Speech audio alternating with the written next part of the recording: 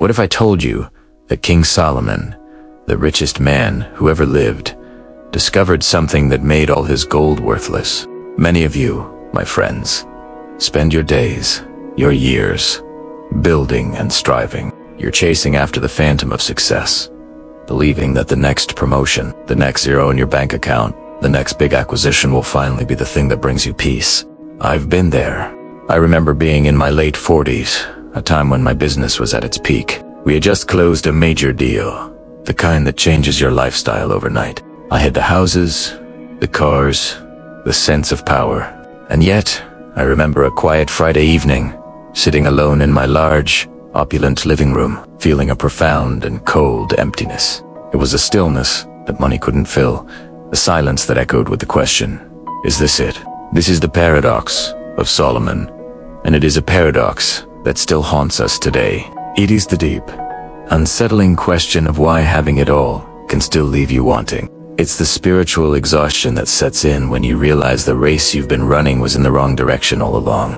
The story of King Solomon is a profound and cautionary tale. He was born into the pinnacle of power and was given an opportunity few could ever imagine. God came to him in a dream and offered him anything he desired. What did he ask for? Not riches, not long life, not the defeat of his enemies, but wisdom. It was a request that deeply pleased the divine, and as a result, he was not only granted unparalleled wisdom, but also immense wealth and honor, the things he didn't even ask for. The gold that filled his treasuries was so plentiful it made silver seem like a common stone in Jerusalem. He had 1,000 wives, countless servants, and a court filled with the most beautiful and exotic things from all over the known world. His pursuit of wisdom was his initial intention, a noble aim that brought him everything. But as the years went on, a shift occurred. The pursuit of the externals, the wealth, the power, the pleasure began to take over. He lost the thread, the initial purpose. He writes in Ecclesiastes about this very thing, describing his relentless pursuit of pleasure, a kind of frantic experimentation with life. He built great gardens, acquired great herds of cattle, and drank the finest wines. He tried everything to fill the growing void within him, and in the end, he called it all vanity, a striving after the wind. It was all noise, all distraction, and none of it could offer him lasting peace. This brings us to the first pillar of true abundance, wisdom. It's the most valuable currency you can possess.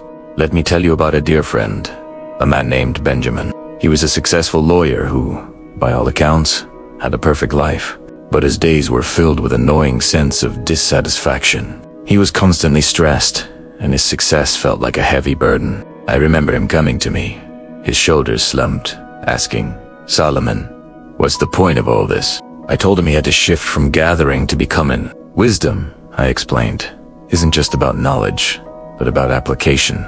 It's the ability to see the world not as it is, but as it could be, and to act on that vision. It's the ability to discern what is truly valuable. Benjamin started a practice of quiet reflection each morning, not to plan his legal strategy, but to consider his deeper values. He began to apply this wisdom in his life, saying no to a big case that would have meant a huge payday, but taken him away from his family for months. He shifted his focus from the size of his bank account to the quality of his relationships, the richness of his inner life. He discovered, just as Solomon did, that wisdom is more profitable than silver and its returns are better than gold. It's the foundation upon which all other forms of wealth are built. Without it, you are simply collecting things that have no lasting meaning. Have you, my friend, ever stopped to consider what you're truly building your life upon? The second pillar is relationships. True abundance, the kind that lasts, is built on the foundation of our connections to others. Solomon had 1,000 wives and concubines, but in the end, he was alone. His relationships were transactional, built on power and status, not on love and mutual respect. I think of my own life. My journey began with a focus on business, on networking for the sake of profit. But when I hit that moment of crisis, when the emptiness set in, it wasn't my business partners or my high-powered contacts who came to my aid. It was my family, my wife, my children, and a few close friends I had foolishly neglected for years. The true social capital in our lives isn't the number of people in our address book, but the depth of the bonds we share with a few. Think about it. A community that supports you, a family that loves you unconditionally, a partner who stands by your side. These are assets that money cannot buy. They are the true dividends of a life well lived. Solomon, in his final years, came to understand this. He realized that the human heart yearns for connection, for belonging, for love. When we build bridges to others, when we invest our time and energy in their well-being, we are not just giving, we are building an emotional bank. Account that will pay us back in ways that a traditional bank account never could. What is the state of your relationships today? Do you feel truly connected, or are you surrounded by people but feel profoundly alone? The final pillar is purpose. This is the why behind all the striving. Solomon's life was initially driven by the purpose of ruling his people with justice and wisdom. But as he got lost in his worldly possessions, his purpose became blurred. He began to serve his own desires rather than the greater good. This is a trap I see so many fall into today. They work tirelessly to make a living, but they never stop to ask themselves, why am I living? Let me share a quick story. I know a young man, a bright fellow, who spent years in a high-paying finance job. He was making more money than he ever dreamed of, but his soul was withering. He was building wealth for a company, but he wasn't building a life for himself.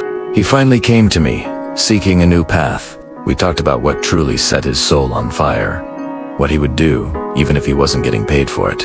He discovered a deep passion for helping young people navigate the difficult world of personal finance. He left his job and started a small coaching practice.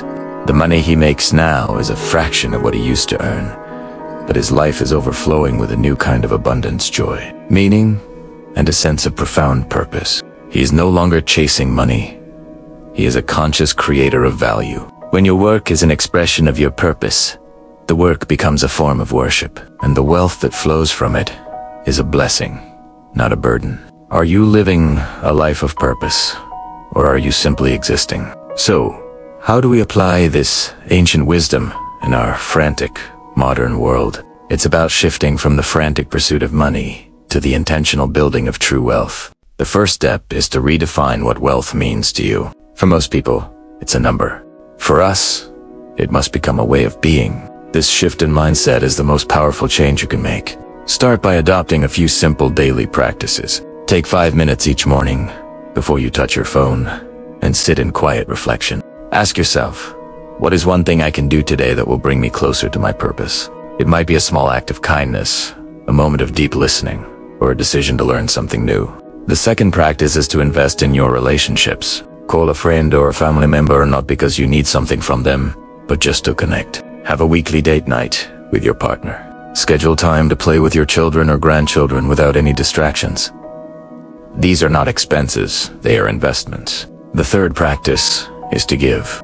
Find a cause you care about and give of your time, your money, or your expertise. Generosity is not just for the wealthy, it's a practice that makes you wealthy, because it reminds you that you are already abundant. Do you see now that the path to true abundance isn't about doing more, but about being more? Ultimately, the wisdom of Solomon teaches us that abundance isn't what you own, it's what you live. It is a state of being, not a state of having. It's the peace you feel when you know your life is aligned with your values. It's the joy you find in deep connection with others. It's the creative flow that comes from living a life of purpose. It's the unshakable sense of security that comes from knowing who you are, what you stand for, and what truly matters. The riches of this world, the gold and silver that Solomon collected in such abundance, were ultimately fleeting.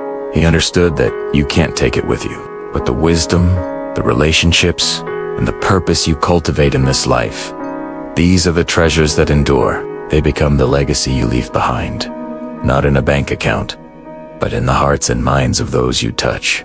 I want you to take a moment and ask yourself, right now, what is your definition of true wealth? Is it a number on a screen, or is it something deeper, something that no one can ever take away from you? The answer to that question will determine the path you walk from this day forward.